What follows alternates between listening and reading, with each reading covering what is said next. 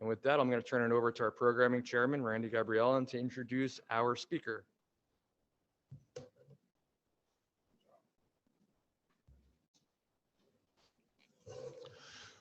We are so pleased to see so many of you come out for our first live meeting in what seems forever. But it's only been 2 years, but then again, when you shut down in a pandemic, 2 years may seem like forever. And we're pleased to welcome back Kristen Hohn for our first in-person meeting. She has accumulated quite a few distinctions and responsibilities in a relatively brief career. Perhaps we'll know her work best since she's in charge of numerous historic sites and properties in the county of Monmouth, including many that are located here right in Middletown Township. She is also the president of the Archaeological Society of New Jersey, has a degree in history from Ramapo and a master's in anthropology from Monmouth University.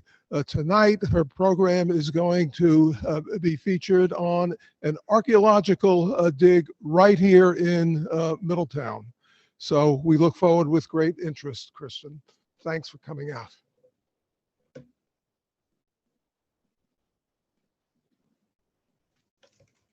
Well, good evening, everybody. I want to thank Tom, Randy, and everyone here at the Middletown Township Historical Society for having me this evening.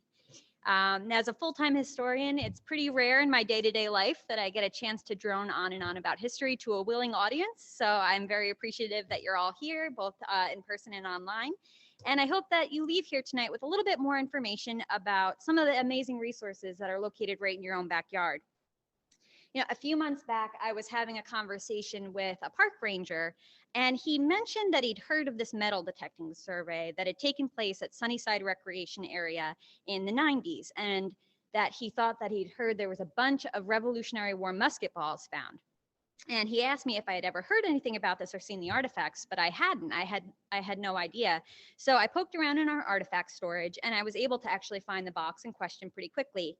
And a review of the brief report that was produced by the Metal Detecting Club from the survey revealed a really interesting bit of research, and that's what I'm going to share with you tonight. This survey was performed long before I started with the park system, but I intend to use the results of this survey to help guide our future planning at Sunnyside when we look at that landscape. So before we get into all that, I think we need to set the stage a little bit. Oops, wrong way. Am I hitting the? All right, here we go. So I'm sure if you live in the area, you're very familiar with these signs. These were placed during the nation's bicentennial in 1976. And I know most of us are typically seeing them from the window of a car, so we can take the time to read them together and see them all the way through. So the first sign marks the route of the British retreat. And it says, seeking protection of Middletown's hills on the 29th of June in 1778, the day after the Battle of Monmouth, the main British Army under General Sir Henry Clinton withdrew along this road towards Sandy Hook, and whence they embarked to New York a week later. And then the next sign reads, for a week following the Battle of Monmouth, the main British Army under General Sir Henry Clinton spread its encampment on both sides of this road while awaiting transport from Sandy Hook. They embarked to New York on July 5th, 1778. But why were they retreating, and from what? What were the circumstances surrounding this retreat? So here's where we're going to pick up the story, but to tell the tale fully, we actually have to step back a little bit further to that winter at Valley Forge. So in December of 1777, Washington and the main body of the Continental Army are setting in for a long, cold winter at Valley Forge in southeastern Pennsylvania. The conditions are harsh, the supplies and food are short, and despite the lack of enemy combatants, the Army is actually under immediate threat. And that threat is best represented in a letter to Congress, where Washington wrote, unless some great and capital change takes place in this time, the Army must inevitably be reduced to one of these three things: to starve, to dissolve, or to disperse in order to obtain sustenance in the best manner that they can. So the army actually lost an estimated 1,500 to 2,000 soldiers from disease, malnutrition, and the elements. But despite these obstacles, the Army underwent many positive changes during that winter and spring. And most importantly was the military training program that was instituted by the Prussian drill master, Baron Friedrich von Steuben. So under von Steuben, the Army learned to march and organize like the formal British Army. They drilled volley fire, bayonet charges, and all around just gained a better understanding of how to use large-scale battlefields to their and tactics to their advantage. And that's something that had been really missing from their ranks. In fact, this idea wasn't all that popular amongst many of the generals. For example, General Lee, the American Army, didn't necessarily learn these big battle tactics because he thought they would look foolish trying to go up against the best army in the world. They were going to look like they were running around like chickens, and they were best suited to attack in their militia style, these smaller scale engagements. But they continued to train with von Steuben. And another boon for Washington and the Continental Army at that time was that winter, the Franco-American alliance was signed in February. So now the French are on board. And then that news reaches the Americas in the spring. And another large benefit was that the British are simultaneously involved in another war with the Dutch, a trade war with the Dutch. So the newly arrived British General Sir Henry Clinton, he's pictured in the bottom corner here, he's now ordered to send a third of his troops that are in the colonies down to Florida and the Caribbean to fight in the Fourth Anglo-Dutch War. And at that point, he makes the decision to consolidate the rest of the troops in the colony and pull back towards New York to be able to reconsolidate his troops in the colonies. At that time, the British had control of Philadelphia, but in May, it was clear that they're making plans to leave for the city of New York. And beginning on June 15th, General Cornwallis led a division of approximately 10,000 soldiers diagonally towards New York, with German General Kniphausen, he's pictured in that bottom side, leading a second division of approximately 7,500 fighting forces. But then he has another 1,500 non-combatants who are moving with the baggage train. And that baggage train includes another 1,500 wagons or so. So they're really trying to consolidate all their resources back to New York. But to do that, they have to pass through enemy territory, basically, diagonally from Philadelphia to New York, right across Monmouth County. So meanwhile, 18 miles north up the Schuylkill River in Valley Forge, Washington now sees his chance. They've spent 6 months training to become a formidable fighting force, and this is their first real opportunity to make a large-scale assault on the British Army. And since undergoing training with von Steuben, they now felt like they were ready for that engagement. Washington moves his forces parallel. They cross the Delaware at Corley's Ferry, and they begin to try to move to intercept the British retreat. And they do make that intercept at Monmouth Courthouse on June 28th. Now, I want to have time to discuss the days following the engagement, so we're not going to spend too much time discussing the actual battle itself, but the big takeaways of the assault were that the Americans performed surprisingly well.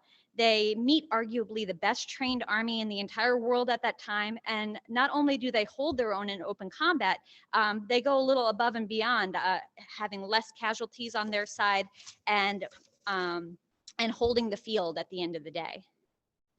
One of the other stories of this battle is that General Lee at one point leads a retreat. And I don't know if you can see it. I'm going to point real quick. Here's General Lee retreating out away from the battle. And this leads to this big confrontation between Washington and Lee that happens in the middle of the battlefield. And it results in Lee being dismissed from his position at that time. And he was later court-martialed for his behavior, while the Marquis de Lafayette actually takes command of his troops and rejoins the battle. So we can move to the next slide. If you are interested in more specific details of the battle, I strongly urge you to visit the relatively new visitor center over at Monmouth Battlefield State Park.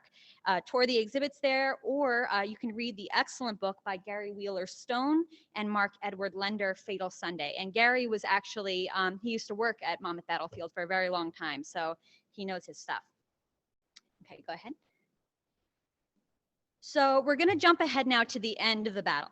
Around dusk, fighting concludes for the day. Both sides go back to their camp for the evening, about a mile apart. And Washington intended to continue fighting the next day, but unbeknownst to him, Clinton ordered his army to covertly resume their retreat towards New York City under the cover of darkness. In fact, during the battle, General Knyphausen, who was at the head of the British procession, already ordered the continued march of the British baggage train. So during the battle, the baggage train is moving onwards towards Middletown. And that's all happening while the forces were at the rear of the procession were engaged in the battle. The British Army decamps approximately at 10 p.m., leaving their fires burning so that it appears that they're still in camp. And in the morning, when the Continentals awoke, they found that their opponents had vanished in the middle of the night. While militarily, this battle is often seen as a draw, the American government called the Battle of Monmouth a major win, and they use it in propaganda to increase the support for the cause of independence. Meanwhile, Clinton and the British never really saw this battle as a loss, and they never really saw their movements as a retreat, but rather it was just the resumption of their planned march to regroup back at New York. Casualty-wise, both sides recorded about the same losses, about 360 to 370 men, but later estimations put these numbers far higher, approximately 500 soldiers for the Continental Army and upwards of 1,000 soldiers for the British Army. And given that the British Army outnumbers the Continentals by about 3,000 men, that's a pretty significant disparity. And so it's easy to see why the Patriots took pride in this fight. Many detailed maps like this one were made in advance of their march across Monmouth County. So this map was produced by surveyor John Hills for General Clinton, and it shows an ideal route along Dutch Lane towards Middletown Village. Hills produced several maps for Clinton during the war, and this is just one of them. All right, you can go ahead. So now we're going to get back to these signs in Middletown. You can go ahead again, Tom. When I started researching this topic, I drafted a rough retreat route based on the records that I could find that show march out of Middletown, and I mistakenly here put the route along Colts Neck Road when in fact they were on Dutch Lane Road. Moving north, they reached Swimming River, near Nut Swamp, they turned north up Middletown Lincroft Road, and once they reached Middletown, they turned along Kings Highway east towards Sandy Hook. It's actually pretty funny. On my way in today, I found myself inadvertently following their path when I was coming from the shore. All of a sudden by Lincroft, I was on the retreat route basically the whole time. So that was pretty fun. And we know from many primary sources and military dispatches that they stopped to camp along their route the evening after the battle, June 29th, 1778, about a mile or two outside of the village. Go ahead. So I found this excellent GIS map made by Shore de Palma for Monmouth Battlefield, and this highlights a lot of the movements that were happening both before and after the engagement. You can see the blue line up above marks Washington's troop movements to intercept the British Army. And interestingly, from a park system perspective, because I work for the park system, this march takes armies directly through several of our county parks, beginning with Knyphausen's stop at Wallingford. So marked here as Wallen's Mills. He apparently dines with Richard Wallen and his family, and there's this whole story about how he eats too much and there's this huge pile of bones on his plate and he throws them out the door because he's embarrassed, and who knows if that kind of story is true, but it's in the history books. And then Cornwallis and Clinton are in Allentown. It's kind of hard to see from this far apart, but the two divisions of the army are kind of moving parallel and joining back and forth as they move across the county. And Knyphausen is camped outside of Imlaystown, so that means there's probably some campsites in Clayton Park as well. The armies join up just west of Clarksburg and travel up 537 past Smithburg, and that's right through a portion of Charleston Springs Golf Course. Keep in mind that the entire way towards Monmouth Courthouse, the Patriot militia is several steps ahead of the British retreat. They're destroying bridges, they're messing up river crossings, they're obstructing road crossings. So this is pretty slow going for the British trying to get through all of these obstructions that are in their way. On the retreat route, Kniphausen splits again and he goes through Colts Neck along Phalanx Road just south of Thompson Park, while Clinton heads up Longbridge Road, which is located on Thompson Park's western border. And a portion of Clinton's troops heads up Red Hill Road, which runs along Tatum Park. And while another portion cuts down Newman Springs Road, Thompson Park's northern boundary. And they follow Kniphausen's baggage train through Lincroft, up Middletown Lincroft Road towards Nut Swamp, and thence on to Middletown Village. Finally, the British Army awaits transport to Sandy Hook, and they're camped in the Navesink Highlands, and that's likely in portions of Hartshorn Woods Park along Navesink Avenue. So we have several areas that I think we need to keep an eye out for in the future within the park system. And the area along Navesink Avenue, there's actually some of those campsite signs that we saw earlier in the presentation. So you can go ahead, Tom. But getting back to the archaeology at hand, now that we have a nice background context here, it's clear that both Kniphausen and one portion of Clinton's division followed Middletown Lincroft Road into the area of Nut Swamp. And according to Clinton's description of at the evening of the battle, he says, having reposed till 10 at night to avoid the excess heat of the day, I took advantage of moonlight to rejoin Lieutenant General Kniphausen, who had advanced to Nut Swamp near Middletown. So this road passes directly through Sunnyside Recreation Area in Monmouth County. And now that we have some nice context, like I said, we can get to the exact survey of the 1990s. So here's an inset of another John Hills map from 1781, and it shows the portion of Middletown Lincroft Road south of the village. And if you look, you can see Nut Swamp Brook. It's kind of hard to see, but within that circle, that is Nut Swamp Brook and Crooked Brook, making that little triangle. And it might be a little harder to see on the park system map, but those same two creeks are located both north and south of our Sunnyside Recreation Area. There are two trails, and right now, you can go ahead, Tom.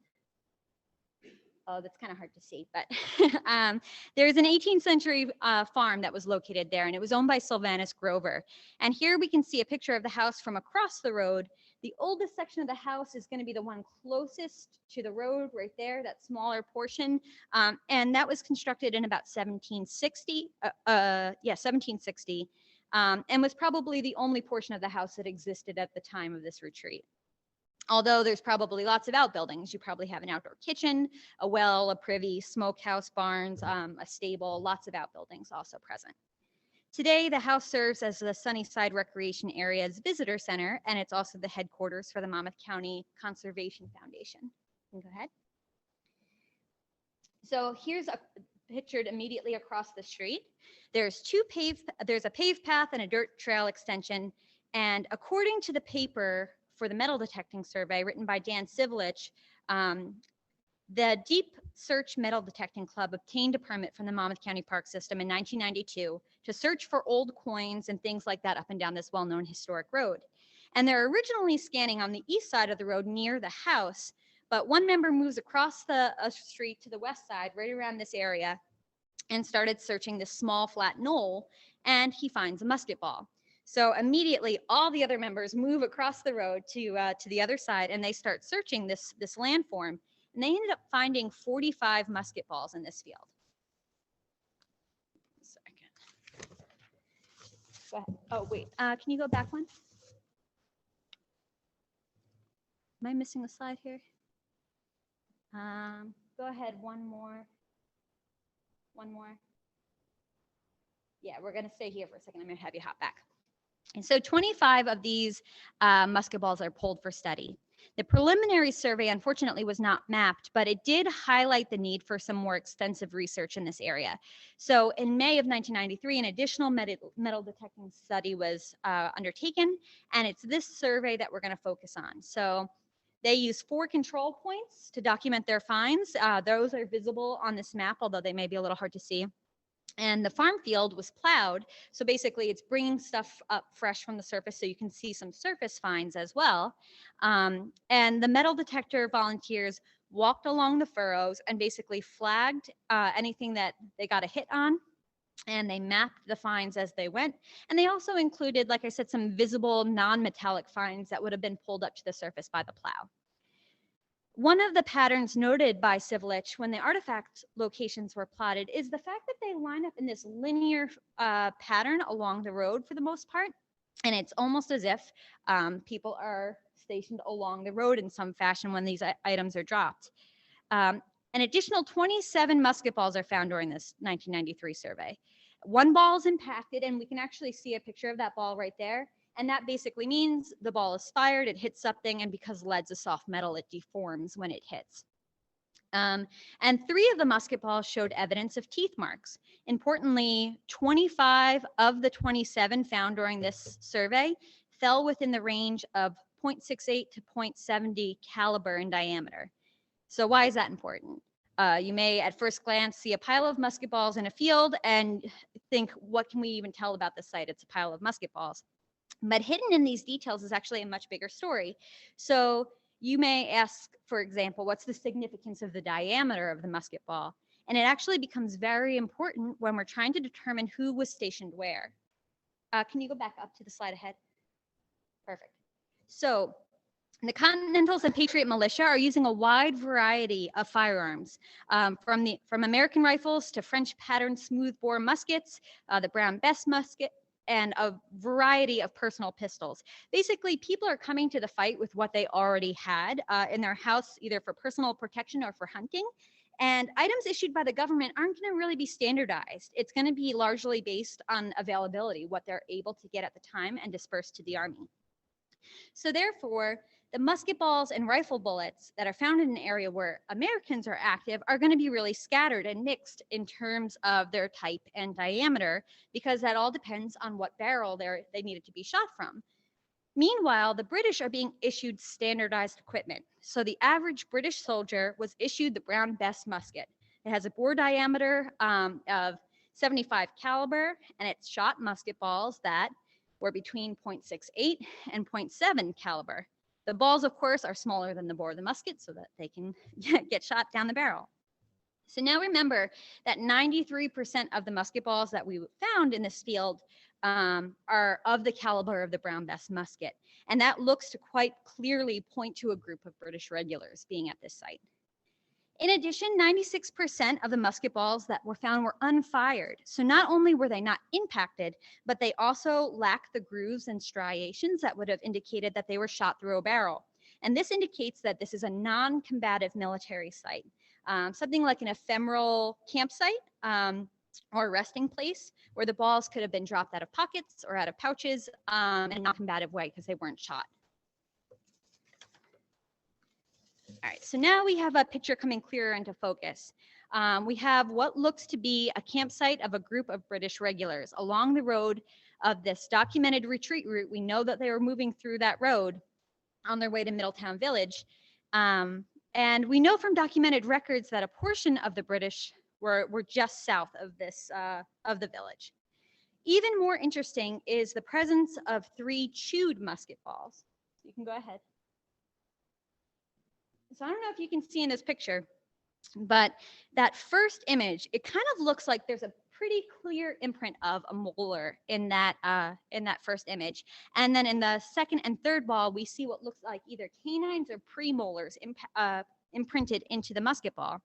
And I'm sure we've all heard the phrase bite the bullet, but what reason would a person have to actually chew on a musket ball? And it turns out there are several reasons. The first that comes to mind, of course, is you bite down on something when you're in pain, right? So lead's a soft metal, and by biting down on it, the metal has a little bit of give. It won't break your teeth. But keep in mind the context of the situation that we're looking at here.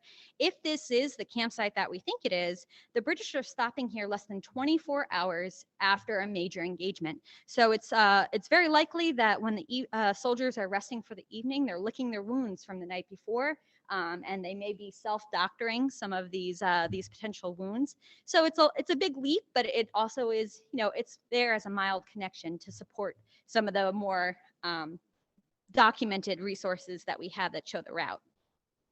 Another reason that people chew on musketballs is actually to keep your salivary glands activated during really hot weather.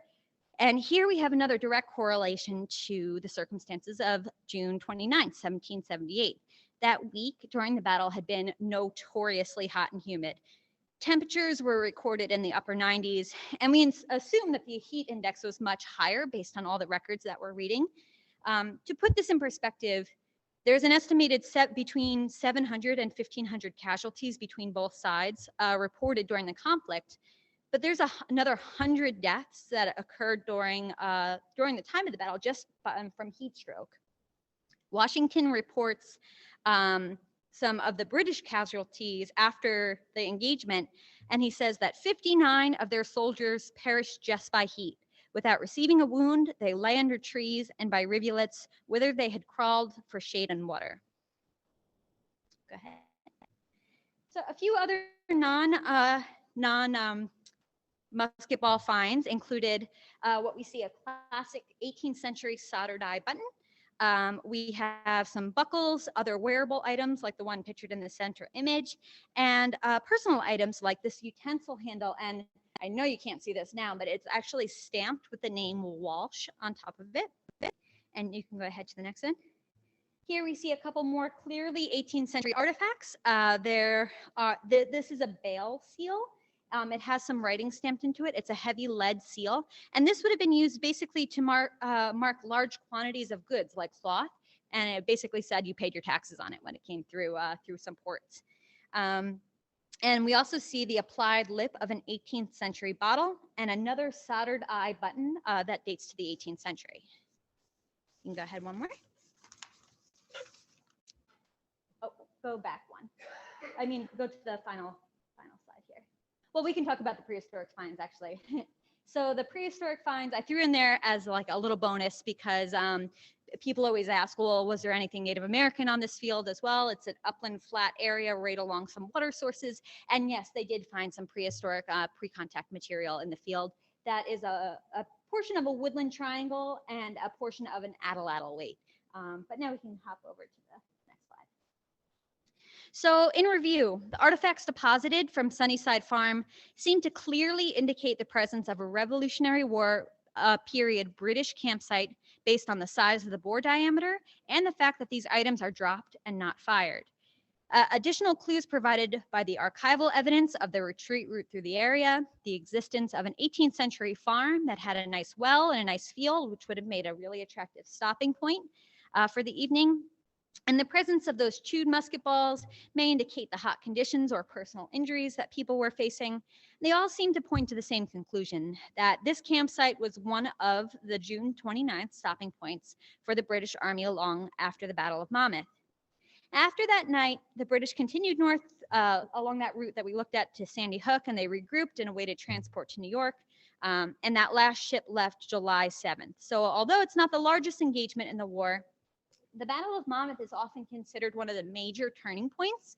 That 1777 to 1778 year, there were a couple big turning point items, including the victory at the Battle of Saratoga, all the training that they learned at Valley Forge, and of course, the Battle of Monmouth. So thank you all so much for your time and attention. I'm happy to answer any questions that you may have.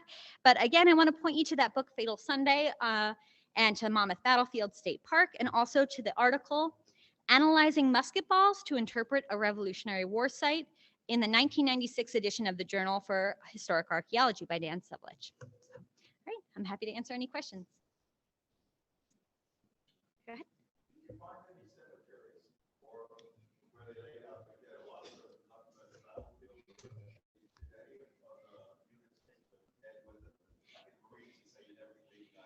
So in this case, the British did leave their guys behind. There's actually a couple documented locations where that happened.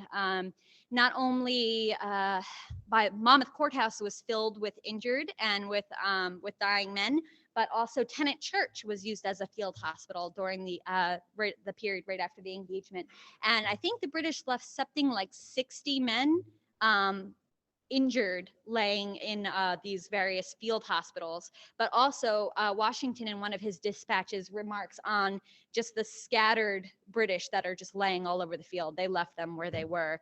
And to my knowledge, I don't have any records of people like say dying en route along to Sandy Hook and say expediently buried in the field. I didn't come across any archival records that said that. It seemed like if people were bad enough, they left them closer to the site. Sure. Do we think there's any connection between the resident of Grover and the fact that the British chose that farm to stay? Is there some sort of So Grover is the owner of the property, but we think at that time that he actually had the land tenanted out. So we're not sure who the tenant was at that time. But I think that that's a really astute observation because, for example, the stop at Wallen's Mill that we looked at Wallingford, Richard Wallen is a Quaker. So technically, he's not supposed to take sides, but he did seem to favor the British in a lot of his actions because the British were going to protect his assets a little bit more. So it's very likely that they stopped in friendly territory versus unfriendly territory. There's a really great story about one of the Hartshorns up in the Highlands area. And the Hartshorns were technically supposed to be not picking sides because they were Quakers as well.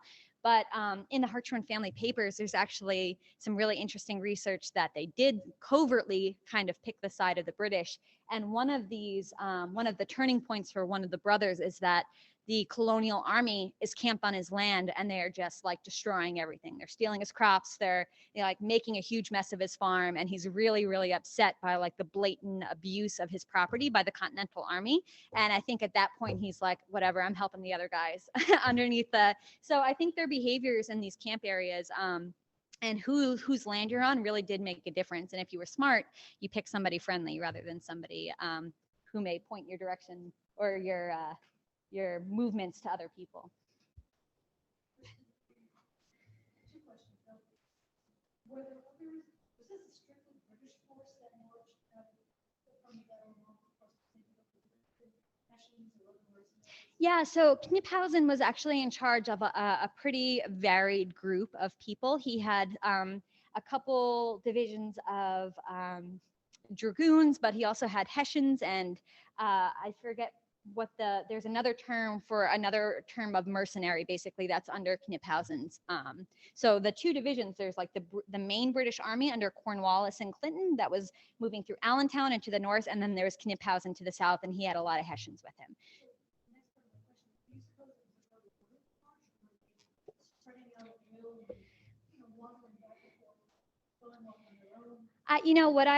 What I would say is that you have to think about how many people we're talking about, right?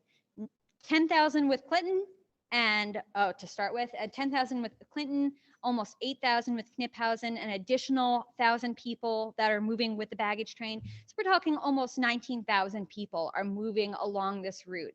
And they're stopping every 10 miles because there's an obstruction by the militia that has ripped up a bridge that they now need to cut down trees and repair before they can move all their wagons over. And it actually brings up a really interesting point. The British, far from seeing this as a loss, thought this was a major victory for them because not only did they execute their planned movement back to New York, they did it without losing a single baggage train. And considering the odds that they were up against at every single crossing that they hit, the fact that they didn't lose a single wagon was something that they really patted themselves on the back for. But that's not how we like to remember it over here because of what it meant for Washington and for the American troops. So, yeah. Sure. Due to the size of the British force, has the area that they occupied for the campsite ever been estimated in terms of number of acres? So again, I guess I didn't finish that part of that question. We're thinking of 19,000 people moving along this route in fits and starts. And so you have to assume that there's a pretty wide spread on either side of the road. The problem with the Battle of Monmouth is that not that there wasn't enough information, but almost that there was too much. Everybody with eyes was recording what they saw, where they saw it, who they saw it, from their perspective, from their political leaning. And what ends up happening is there's such an overwhelming amount of information that doesn't always line up with each other, that it can actually get really convoluted when you're trying to flush out what the actual facts of the battle were. And I think that that's one of the things that Gary Wheeler Stone and Edward Lender really do well in Fatal Sunday. They really peel back the layers of all the superfluous information. So in terms of actual acreage that the campsites took up on their retreat route, that's happening over the course of a week and a half. I think that's a really hard number to estimate, but I think just putting it in a visual of 19,000 people moving through and just the space that they must have taken up over these miles and miles along that route, you can expect it was pretty wide. But how much of that remains today with the type of development that we've done in the area? I mean, a lot of these areas, we don't have 400, 500 feet along a road anymore. We have all these developments that are there. So a lot of that campsite area is probably pretty lost in some of these areas, unless we have these open farm fields that haven't really been developed in that time.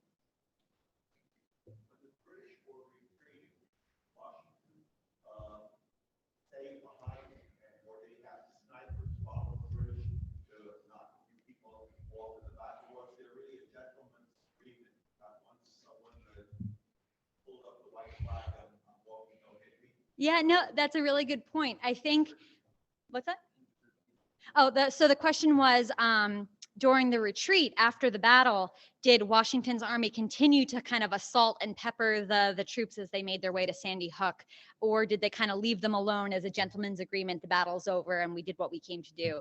I think that that's a really great question. And most of that actually happened before the battle. So long before the engagement actually happens at Monmouth Courthouse, there's a series of several skirmishes where people are popping out of the woods. They're doing these quick and dirty kind of assaults along the route just to cause chaos. And that was what they were supposed to do. Their orders were to harass the British bagging train, like in quotes, harass them, and make life miserable as they're trying to get away before the rest of the army could catch up. And in that other map that was made by Shore and De Palma, you actually see the Marquis de Lafayette's forces cut down early before the battle. And you can tell that they intercept the British troops right before they hit Monmouth Courthouse. So a lot of that was happening beforehand. Keep in mind that not only did the British baggage train leave almost a full 24 hours before the Continentals knew they were gone, because they left during the battle. They were already on their way towards Middletown. Clinton's army leaves at 10 p.m. So they have a pretty big head start. And at that point, I feel like the war was pretty much, like the battle was pretty much won already. And everybody was, I think, woke up happy that they didn't have to go back and fight again. They held the field. They were really proud of the fact that they thought they chased the British out and that they didn't have to re-engage, and they took it as a win. After the battle, didn't Washington take off for Middlesex County? Yeah, that was a big part of it. If we go back to that other map, we can take a better look at it, but he did move back north. He didn't continue to chase them over to Sandy Hook. He moved north towards Middlesex. That's correct. Any other questions?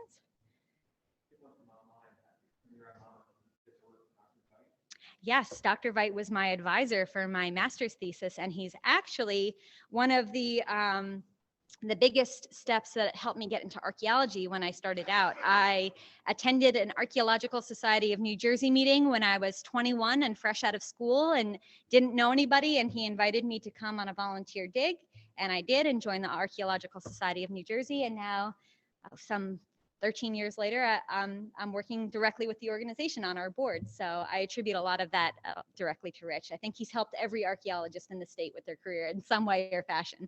So. Any other questions? All right, well, thank you. Oh, sure. Yes, the Halliburton Monument.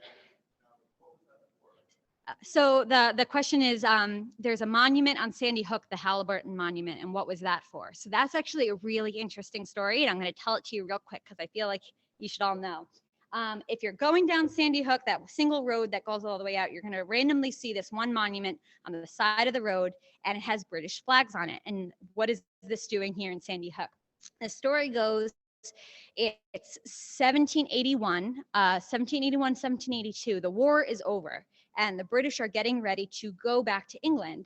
But a lot of the British soldiers who had been fighting this whole time in the New World, they don't want to go back. A lot of them didn't even sign up to become British soldiers in the first place. They were either impressed into service or they were kind of taken advantage of and recruited. And a lot of people did not want to go back.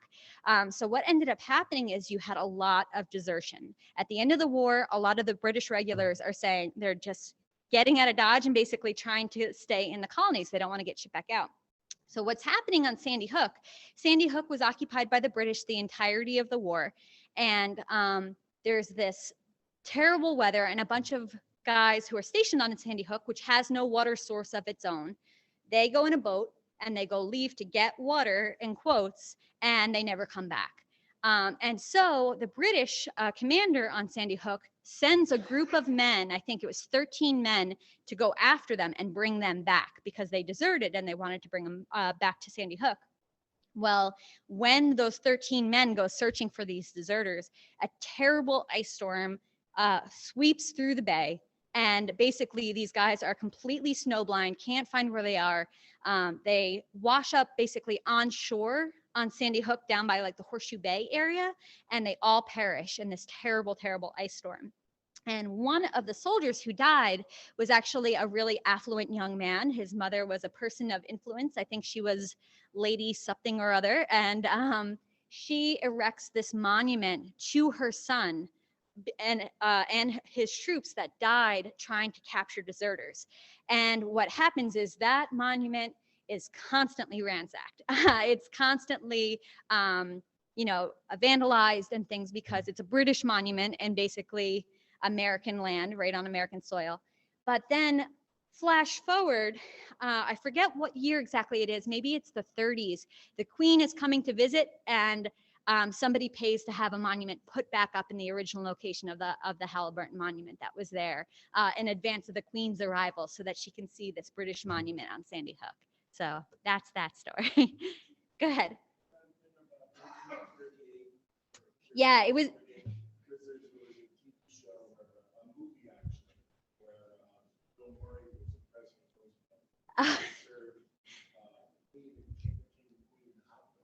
Oh, really?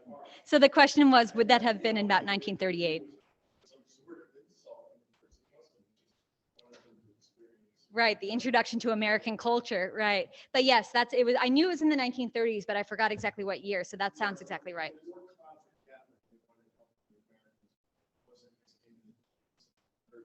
Yeah.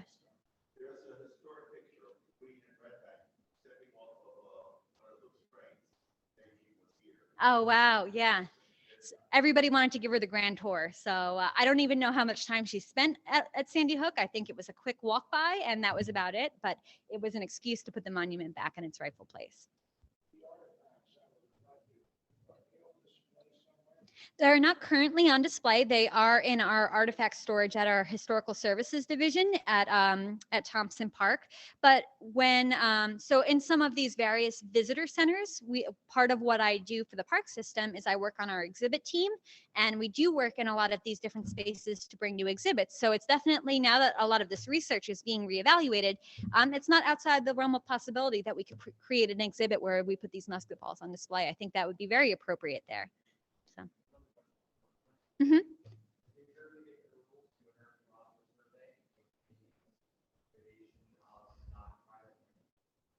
Does New Jersey make it a rule to do a survey of any non-private lands?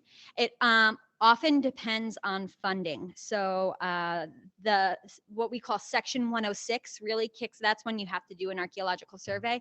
That really kicks in if you're using federal funds. So if you're using federal money, federal grant money, that's when people's hands are really tied that they have to do an archaeological investigation. But one of the things that, because my background was archaeology for so many years, and still is, one of the things that I've been working on is through our county park systems, though we're not required to do these surveys by law, we're working on all our various master plans for each park area.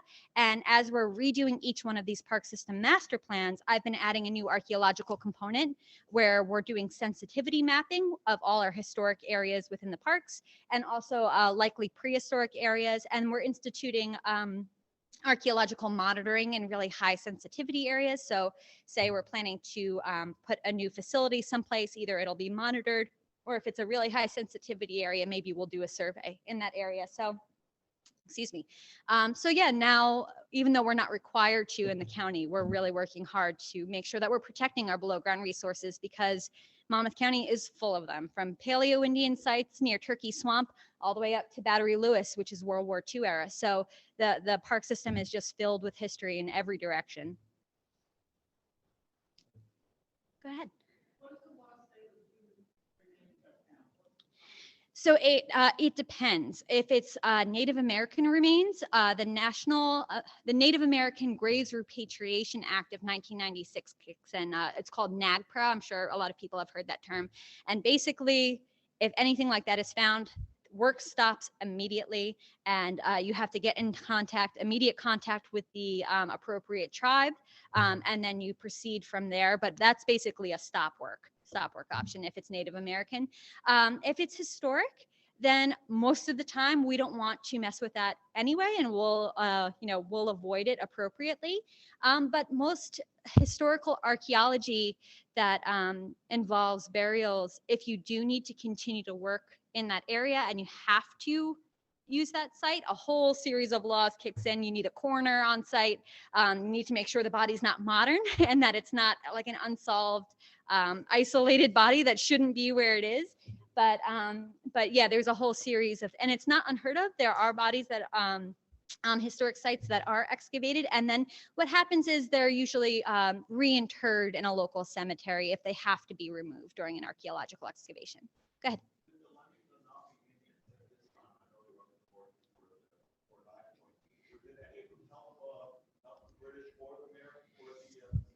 That's a really good question. It was about whether the Lenni Lenape helped the British during this, during the Native American, as Native American helped during the Revolution. And for Monmouth County, by 1770, almost all of the Lenape had already moved out of the county. And previously, so what happens is in the early 1700s, the Native Americans who are still living in parts of Monmouth County that haven't sold land or haven't kind of been pushed out to the outskirts, they form a community. It's the first Native American reservation in New Jersey, and it's called Brotherton. And they locate originally at Crosswicks Creek, which is just outside of Monmouth County. I think it's technically Burlington County. Don't quote me on that, but it's just southwest of Monmouth County. And so they have this community with a man named David Baird, who's a missionary, a Jesuit missionary. And that's 1738. They try to move their community a little bit further north to the Cranford area, and the locals are in an uproar. They think they're going to take over this area. It's going to be dangerous. So the community more or less dissolves by about the 1750s or 60s, and larger Native American communities in the north in New York area and Ohio invite the remaining Lenape to join them. So most people are gone by about 1750, unfortunately. There were isolated people who continued to live in various towns, and you'll find them listed as Indian Peter and Indian Jack, and they live like there's usually one person who's still remaining and decided not to move and is going to continue to live in various towns. So you don't get that kind of large scale assistance that you saw further north in the in New England area.